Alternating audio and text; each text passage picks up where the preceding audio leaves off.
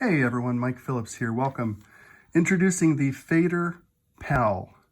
Now this is the little brother to the Fader Pro that we came out with just a few days ago, and I'm going to show them to you side by side. So you can see the Fader Pal is quite a bit smaller.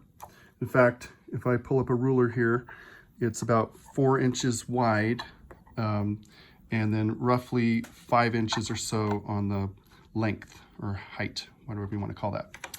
So the main difference between the two is going to be the screen. The Fader Pro has the 2-inch screen, and the Fader Pal has this 0.91-inch monochrome OLED screen.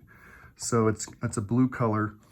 And see, what happened was I was actually developing this one originally because I wanted something nice and small, but then I wanted a little bit of a screen that was bigger than this. And unfortunately, any screen that's even slightly bigger that I've run across ends up being a lot taller than this one.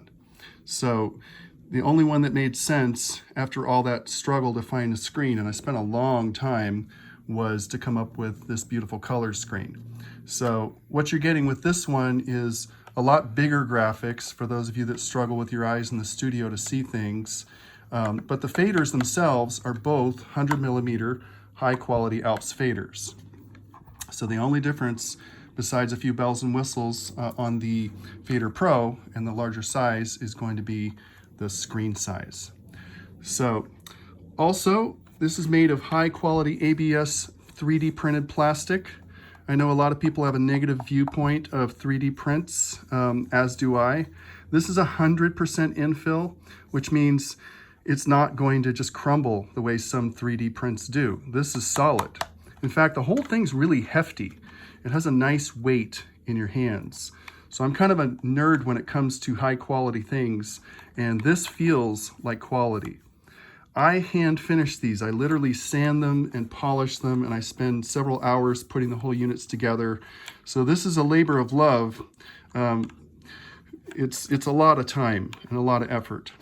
So on the back, we've got a beautiful LED, and I'm going to go ahead and plug it in so you can see what that looks like. I took great pains to make sure that it isn't too bright in your studio. So it's got a beautiful glow to it, not too bright, just enough to let you know that it's on. That's the most important thing. And then we've got a high quality switch here. Again, I'm kind of a hardware geek, so this is a high quality metal switch. It's not going to wear out. It feels good on your hand. It's actually got a little dimple, a recession right there. And it's also going to be flush. This production unit is, the unit you get will be completely flush. This one is not quite, but it's still a prototype. So let me show you what happens when you turn it on and off. So I'm going to go ahead and remove the cable. Speaking of the cable, I'm going to provide the cable for you. I don't want you to have to get the unit and then go buy a cable. It's a USB connection, by the way, USB micro to USB-A. So here we are. So it plugs in. We're going to show you the opening screen here. And here are your CC values. And I just have some random ones programmed in there right now. These won't change at the moment because they're just showing you what the 4 different faders are assigned to. And now for the star of the show. Can we change these? And the answer is yes, with the programmable button on the back. So I'm going to go ahead and hold this down so you can see what happens.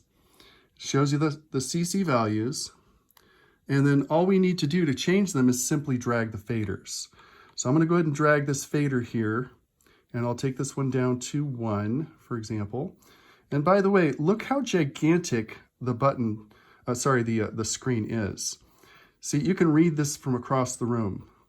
If you're a few feet away, you can still see that. And I took great pains, even though it's a small screen, to make it really easy for you guys on your eyes. So all you need to do is drag the various faders to program them to whatever you want to be. And when I release the button, it's going to show the new values, and it will also remember those values if we unplug and replug it. And that also took some doing. In fact, it took me several months, sometimes staying up half the night or longer, programming just to learn how to do all of this and develop it. So when it comes back up, you'll see we've got the same CC values that we just saved because they're automatically saved. So there it is, folks, the Fader Pal. Really nice little form factor. Maybe you'd like to have one or even two in your studio. I do put these together by hand. This is not my day job. I don't really make a lot on them. So I'm going to ask you to give me the grace of 2 to 3 weeks for me to produce it for you. You'll have a choice of colors if you like. So if you don't like the white, you can have black, and there's some different colors on the website. In fact, you can head on over to museotech.com and you can pick one up. And so there it is, the Fader Pal. Really appreciate your time, everyone. Thanks so much for watching, and have a great day.